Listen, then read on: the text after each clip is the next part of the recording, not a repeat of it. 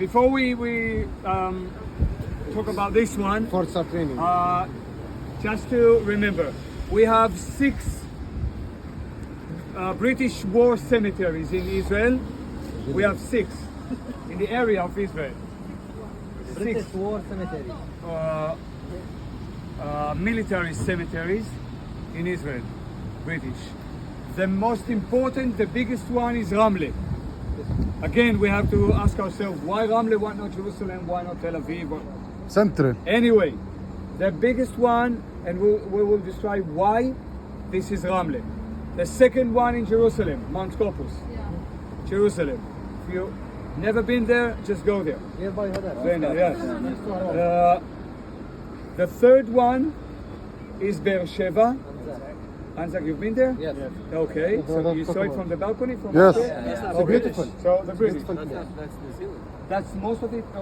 Both, Australian, British. Australian They and were under the British. command of the British. That's right. The fourth one is Haifa, by the port, down Haifa. Nobody goes there anyway, but it's down there. The fifth one in Gaza. راحت جبلوها راحت جبلها. I don't know. And the sixth one is another tiny one in Jerusalem.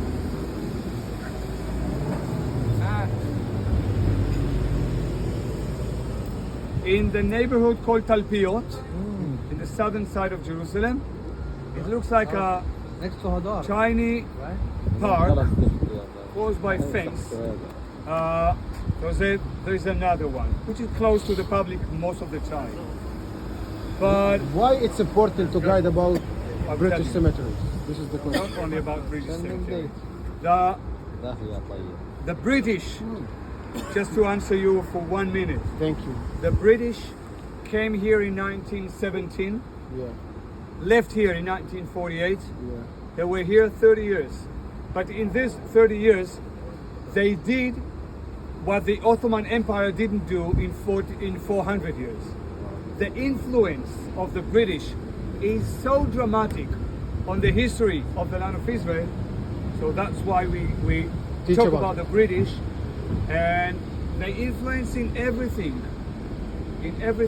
in the landscape, in building, infrastructure, in architecture, in history, in archaeology, in the Arab-Israeli conflict.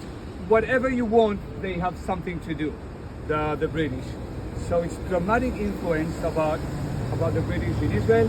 One or two things about here, or the area. During the First World War, the British decided that they can't, it's only impossible to take the dead soldiers back home. The whole world, including the Mediterranean, was starting or not? Okay, to the